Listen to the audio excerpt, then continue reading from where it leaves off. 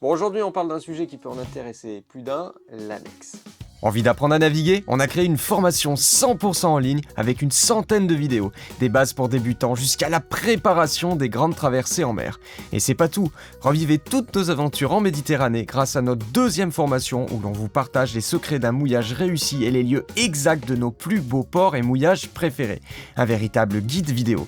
Et profitez-en, en ce moment on fait des super promos. On se retrouve sur le site internet www.voiliercorail.com.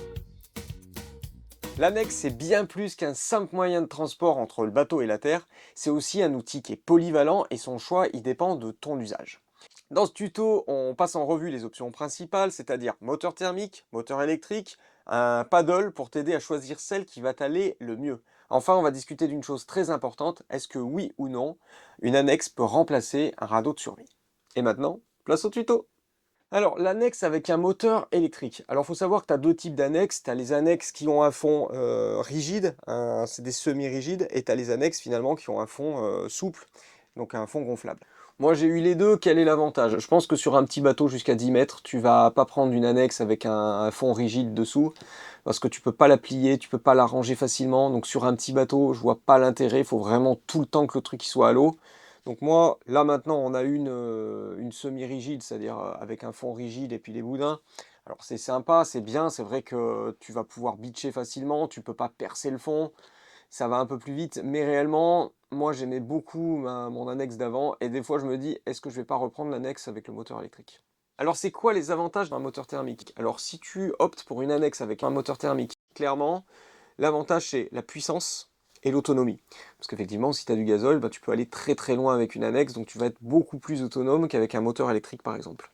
Donc ça va être idéal dans quoi? Bah, dans des longues distances, si tu as beaucoup de distance à faire, et puis dans des eaux agitées, si tu commences à avoir du vent, de la houle, et puis pourquoi pas du courant, c'est vrai qu'avec un moteur thermique, tu vas avoir plus de puissance et plus longtemps. Ensuite, deuxièmement, si tu te sers de ton annexe pour transporter beaucoup de charges, je pense aux provisions, si tu as du matériel à emmener, bah plus tu vas te charger, plus il va falloir un moteur puissant, donc là tu vas te tourner vers le thermique. En gros, si je résumais, si tu prends un moteur thermique, c'est si tu penses qu'avec ton annexe, tu vas aller loin, longtemps, que tu vas emmener beaucoup de gens ou beaucoup de poids, là ça vaut le coup de partir sur un moteur thermique. Mais il y a des inconvénients et des gros inconvénients. Premier inconvénient, et pas des moindres, un moteur thermique c'est bruyant. Mais vraiment bruyant. Donc du coup, dès que tu vas partir par exemple le soir au mouillage, la nuit au mouillage, bah tu vas réveiller un paquet de monde. Quand tu reviens de ton mouillage un peu tard, tu vas réveiller du monde. Au port, tu vas jamais te servir de ton annexe parce que tu réveilles tout le port. Donc ça, c'est un gros inconvénient, c'est que ça fait du bruit. Et pas que pour les autres, même pour toi, quand tu es sur une annexe qui fait beaucoup de bruit et que tu es là, si tu te balades pendant 1 heure avec ça, je te dis pas la tronche que tu as à la fin. Deuxièmement, l'entretien, c'est un gros point noir. Les moteurs thermiques, ça s'entretient, donc du coup, tu vas avoir du budget et du temps à mettre dans l'entretien de ton moteur thermique. Enfin, le poids. Le moteur thermique va être super lourd par rapport à un moteur électrique, donc là tu vas vraiment te péter le dos dès que tu vas passer sur un 9.9 par exemple, ce qui est le moteur un peu puissant pour te balader. Attention, ceci dit, à partir de 6 chevaux, il te faut le permis bateau, mais même un 6 chevaux, ça reste quand même assez lourd, donc tu vas avoir un moteur bruyant qui va être coûteux et qui va demander du temps d'entretien, et tu vas avoir un moteur qui pèse. En contrepartie, évidemment, tu vas avoir un moteur qui est puissant, qui va durer longtemps et qui va pouvoir te permettre d'aller loin et d'emmener de la charge ou du monde. Le moteur électrique, c'est complètement le contraire, c'est carrément l'autre philosophie, c'est-à-dire un moteur électrique grand 1, c'est silencieux. Pas très très beau, mais silencieux. C'est-à-dire que tu te balades sur l'eau, t'as pas un bruit. Et ça, c'est génial. C'est-à-dire que tu peux quitter ton mouillage à 2 h du matin parce que tu as envie d'aller sur la plage. Tu vas réveiller personne. C'est pareil, tu reviens à 4 h du matin, tu réveilles personne. Dans le port, tu peux aller te balader, aller voir tes potes en annexe. Avec ton annexe électrique, tu peux le faire parce que ça dérange vraiment personne. Évidemment, on pourrait parler aussi de l'aspect écologique. Alors tu vas me dire, oui, mais les batteries, nanana.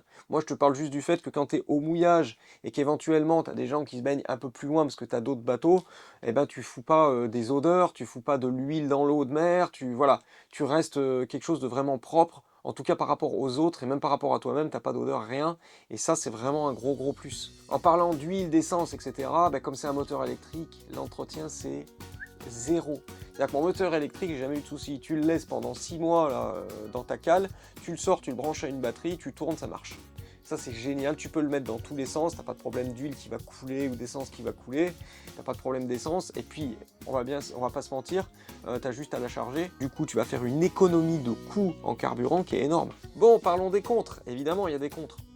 Je t'ai dit tout à l'heure, c'est l'autonomie. Alors ça va dépendre évidemment de la batterie que tu vas mettre, mais si tu mets une énorme batterie, bah, tu vas perdre un peu l'avantage du poids, parce qu'un moteur électrique c'est léger, c'est ça qui est un avantage, donc si tu mets une énorme batterie, bah, tu vas devoir porter l'énorme batterie. Ceci dit, maintenant il y a les technologies lithium, avec une batterie lithium, tu vas pouvoir déjà la décharger à 80%, et d'autre part, une batterie lithium, ça va être puissant et léger. Donc du coup, tu peux avoir une batterie lithium de 100 ampères pour ton annexe, et là je peux t'assurer que tu vas avoir large de quoi faire pas mal d'allers-retours bateau-plage. Ceci dit, si tu me dis, ouais, mais moi, mon annexe, je veux pouvoir partir du mouillage, aller au port, aller faire mes courses, après aller à la pêche et puis revenir, c'est pas fait pour ça. Clairement, le moteur électrique, il va te permettre de faire des petits trajets sur 2-3 jours, après il va falloir que tu recharges. Donc l'autonomie est limitée par rapport à un moteur thermique. On en a parlé tout à l'heure, si tu penses aller au mouillage quand il y a 20-25 nœuds de vent avec ton annexe et que tu veux absolument rejoindre le port avec ton annexe avec moteur électrique, tu peux avoir moins de puissance que sur les moteurs thermiques. Attention, ceci dit, les moteurs électriques deviennent de plus en plus puissants. Tu sais qu'il y a Torqeedo qui fait des moteurs très très puissants, mais c'est des moteurs qui sont quand même relativement chers. Mais là, tu vas avoir de la puissance et un peu plus d'autonomie que par exemple le Minn Kota que j'ai. Moi, c'est un Minn Kota que j'ai, j'en suis très très content. Mais mon utilisation, c'est quoi? Bah, je me mets au mouillage et puis je prends l'annexe pour aller à la plage. Voilà, ça marche très très bien. Ça m'est arrivé hein, déjà d'aller au port, d'aller faire des courses et de revenir, ça marche aussi très très bien. Mais disons que s'il y a pas mal de vent, bah, alors j'ai fait l'essai une fois, il y avait 20 nœuds de vent au mouillage, j'ai fait l'essai, ça marche. Hein. Tu vas pas très très vite, mais ça y va. Parce que tu as beaucoup de coupes sur les moteurs électriques, donc tu vas pas vite, mais tu avances. Si je devais résumer entre moteur thermique et moteur électrique, donc nous on en est super content, notre moteur électrique, on a fait énormément de choses avec, on s'est baladé, vous savez qu'on a fait aussi des canaux, qu'on a fait des bonnes petites balades, mais généralement le moteur électrique on va dire, gros avantage, pas d'entretien, c'est silencieux, mais c'est fait surtout quand même pour des courtes distances ou moyennes distances, et puis pas trop de matériel à charger. Si après tu veux faire des longues distances avec beaucoup de poids, là tu vas passer sur un thermique, mais par contre, bah, il va falloir que tu l'entretiennes, tu vas avoir des odeurs, de la pollution sonore. Évidemment, bah, tout ça c'est à mettre dans la balance et à toi de voir ce que tu préfères. Bon, on n'en a pas parlé, mais il y a aussi le paddle ou le kayak. Ça peut être aussi une alternative pour rejoindre la plage. Alors gros avantage par rapport aux annexes, c'est que les paddles ou les kayaks, c'est déjà plus petit et c'est facile à ranger. Donc sur un bateau plus petit, ça peut être une très bonne alternative. Deuxièmement, c'est ludique. C'est-à-dire que c'est vrai que nous, par exemple, on fait du paddle, c'est marrant. C'est marrant. Cet été, là, vous savez, par exemple, quand on a rejoint nos potes, on a pris le paddle, on n'a même pas pris l'annexe parce que c'est beaucoup plus marrant. Tu fais un peu de sport, c'est rigolo. Donc c'est quand même un aspect du truc qui est important pour moi. Évidemment, un paddle, ça peut te servir comme annexe, mais ça peut te servir aussi à aller te balader. Donc ça fait un peu double usage. Bon, quels sont les inconvénients? Ben, je te l'ai dit tout à l'heure, c'est un peu du sport. Donc, effectivement, ça te demande de l'effort physique. Si tu comptes ramener des vivres, des bouteilles d'eau, une bouteille de pastis, ta copine, un pote, sur un paddle, vous allez galérer. Donc effectivement, c'est pas fait pour ça. Si tu es quelqu'un qui va souvent à la côte pour aller faire des courses, etc., un paddle, c'est pas fait pour ça. Attention aussi, certains ports refusent que tu rentres avec ton paddle dans le port comme annexe. C'est arrivé à un pote à moi, il avait que son paddle comme annexe, il a commencé à se mettre sur son paddle pour emmener les papiers. Le capitaine il a dit, vous faites quoi monsieur? Il dit, bah j'y vais avec mon paddle. Et on a dit, non, non, non, non. Vous remontez à bord de votre bateau, on va venir vous chercher, mais vous naviguez pas dans le port avec un paddle. Voilà, c'est pas de partout, mais il y a beaucoup de ports qui ne veulent pas de paddle dans le port. Voilà, et ça peut se comprendre. Si je devais résumer comment tu choisis ton annexe, eh ben ça va être la même chose que quand je vais te dire comment je choisis mon bateau, ben ça dépend de ton programme. En gros, si tu fais des trajets très très courts et que tu as plus tendance à te balader, le paddle c'est sympa. Si tu veux faire des trajets avec quand même pouvoir mettre un peu des vivres, mais que tu fais des trucs un peu courts, que de temps en temps tu vas au port, l'annexe moteur électrique c'est vraiment top pour toi, surtout si tu cherches le silence et pas d'entretien.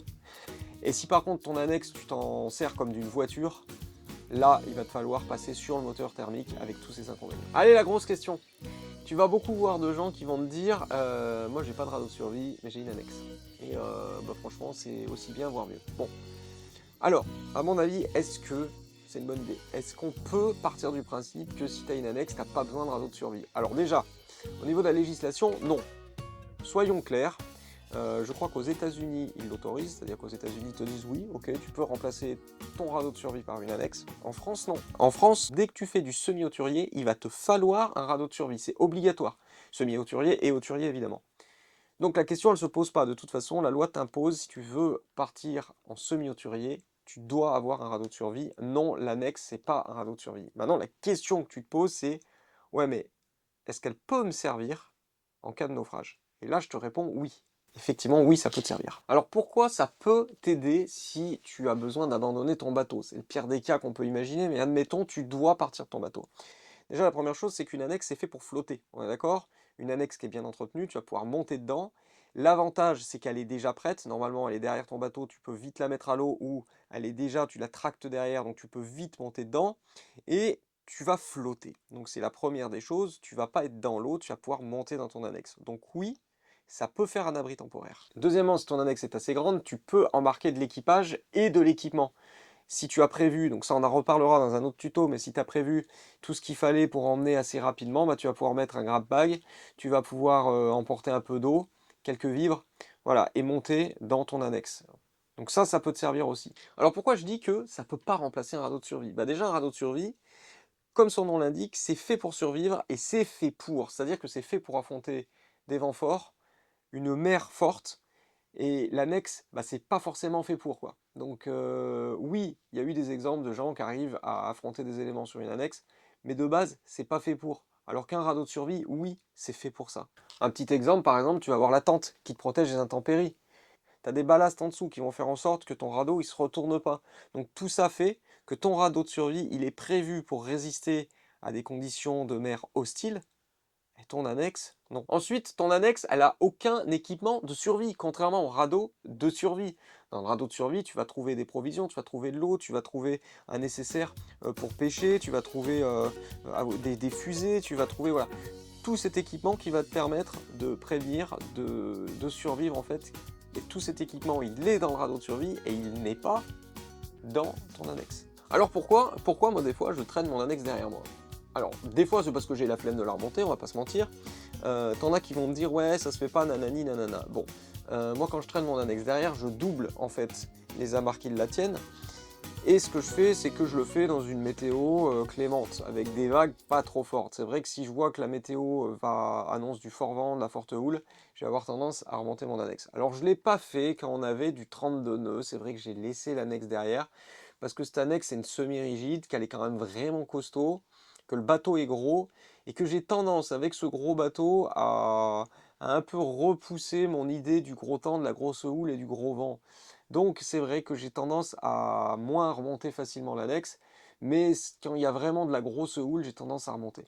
Là, quand on s'est tapé les 32 nœuds, on était quand même à l'abri du Cap Créouz, donc on n'avait pas une énorme houle, donc ça allait, donc je pouvais me permettre de laisser mon annexe derrière. L'avantage, si tu as ton annexe qui est derrière, eh ben, en fait, c'est la facilité d'accès. C'est-à-dire que tu peux directement monter dedans en cas de gros problème. Alors je pense par exemple à un incendie, tu sais qu'un incendie de bateau, ça va très très vite. Imagine, tu n'as pas le temps de mettre ta survie à l'eau.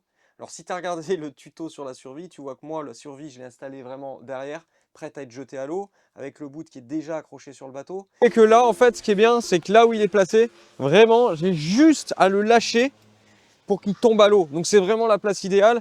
Et en fait, je vais pouvoir venir, courir, tac, et il part. Il va falloir juste que je pense à accrocher le bout quelque part, qu'il soit vraiment fixé sur un endroit fort. Mais même, imaginons que je cours et j'ai besoin, j'ai besoin de sauter à l'eau, j'ai mon annexe derrière. Je peux couper. Donc l'annexe, elle est prête à être mise à l'eau. Si jamais tu l'as remontée derrière le portique, tu peux te poser la question, ça dépend du temps que tu as, mais tu as peut-être le temps de la mettre à l'eau. Pourquoi? Parce que ça peut te faire un complément du radeau de survie. Alors pourquoi c'est un complément du radeau de survie? En premier lieu, ça peut te faire un espace de stockage supplémentaire, c'est-à-dire que dedans, si tu as le temps, admettons que tu aies le temps quand même de préparer les choses, tu peux faire péter la survie, la gonfler, être prêt à monter dedans, toi, pour te mettre toi dedans, mais dans l'annexe, tu vas pouvoir mettre des trucs en plus. Tu vas pouvoir mettre, je sais pas moi, des affaires supplémentaires, des sacs étanches, tu vas pouvoir mettre des choses en plus que tu ne pourras pas mettre dans le radeau de survie, des trucs peut-être qui sont moins utiles, peut-être des couvertures, des choses comme ça, des fusées supplémentaires. Donc tu vois, tu peux t'en servir aussi pour mettre du matériel que tu pourrais pas forcément embarquer dans le radeau de survie parce que tu vas pas le charger à donf. Donc ça peut te servir aussi de stockage supplémentaire. Et une deuxième chose qui est importante, c'est que ton annexe, elle a un moyen de propulsion, elle a une possibilité de se propulser. Contrairement au radeau de survie, le radeau de survie, son gros problème, c'est que tu peux pas le faire bouger. Alors que si tu as ton annexe, tu peux ramer, tu as ton moteur, et donc tu peux rejoindre un abri plus facilement, si tu n'es pas trop loin des côtes, ou tu peux rejoindre les secours plus facilement, te diriger vers eux. Si par exemple la VHF, ils te disent, bah tiens, on va aller vers tel point, et que tu as un moyen de savoir où tu vas. Donc ça te permet aussi d'avoir plus de chances de t'en sortir, d'avoir ton annexe avec toi. Le mieux, ça serait quoi? C'est d'avoir les deux. C'est-à-dire que si tu arrives à faire péter ta survie et à l'accrocher à ton annexe, là en fait tu montes dans la survie quand vraiment c'est la merde, et puis si la météo est plus calme, tu peux monter dans ton annexe et puis essayer de te déplacer, de ramer, d'aller vers les côtes par exemple, si tu vois les côtes évidemment. Si tu es en pleine mer, ça va être plus compliqué. Mais ça peut être vraiment un excellent complément au radeau de survie, et en plus tu as 2 fois plus de chances de survivre si tu as 2 trucs qui flottent à côté de toi, quoi. Bon, évidemment, pour maximiser l'efficacité de ton annexe, premier conseil, il faut toujours que tu gardes ton annexe en bon état et prête à être mise à l'eau. Tu peux l'équiper d'un sac étanche qui contient des équipements de sécurité essentiels comme de l'eau, une VHF, une lampe, un couteau. Et à part si tu as une annexe qui est tout en dur, ton annexe elle est gonflable, donc il faut que tu vérifies régulièrement qu'elle est opérationnelle et qu'elle est bien gonflée, bien entretenue. Bon, pour résumer, ton annexe, c'est un super achat à faire. Pourquoi? Parce que ça peut te servir au quotidien, ça peut te servir de voiture, ça peut te servir de moyen de balade, ça peut te servir sur beaucoup de choses, et ça peut aussi être un super complément à un radeau de survie. Mais attention, ça ne remplace pas un radeau de survie certifié. Quand tu vas au large, prends le maximum de précautions. Qui peut le plus, peut le moins. Si tu as les deux, c'est mieux. Vous avez envie d'apprendre à naviguer? On a créé une formation 100% en ligne, spécialement conçue pour vous accompagner à chaque étape. Avec une centaine de vidéos, vous apprendrez tout, des bases pour débutants jusqu'à la préparation des grandes traversées en pleine mer. Mais ce n'est pas tout, revivez toutes nos aventures en Méditerranée grâce à notre deuxième formation. Elle vous dévoile non seulement les secrets pour réussir vos mouillages en toute sérénité, mais aussi les lieux exacts de nos plus beaux ports et mouillages préférés. Cette formation, c'est un véritable guide vidéo, parfait pour jeter l'ancre dans des endroits incroyables. Et en ce moment, on fait des offres exceptionnelles sur nos formations, donc c'est le moment idéal pour embarquer avec nous et transformer vos rêves de navigation en réalité. Retrouvez toutes les informations sur notre site www.voiliercorail.com, et si vous voulez retrouver tout ça facilement, il vous suffit d'aller dans la description de cette vidéo et d'aller sur notre site internet. Allez, salut les copains!